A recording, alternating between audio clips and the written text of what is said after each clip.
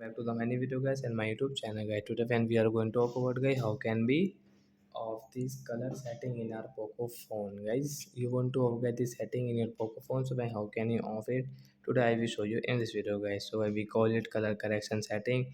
And friends, now let's see how can we off color correction in our Poco phone. So first of all guys, open your phone setting to off it. Then guys, scroll it. Friends, you can see this type of setting in your Poco phone. Friends, you will have to click at this additional setting guys. Tap here this additional setting. Again scroll guys, you can see your phone accessibility setting guys. Click on your accessibility setting. Friends, you can see your phone accessibility setting guys. You can use from here. Friends, you can see this vision setting guys. Tap here and guys, you can see your color correction setting guys. We will tap here too, and guys, you can see use color correction guys. Right side this icon guys. Tap here. Then guys, the setting will off, and guys, you can use your phone guys. You can see guys, your icon color is normal. So like that guys, you can off your color correction. So that's it guys, thanks for watching the video. Bye guys.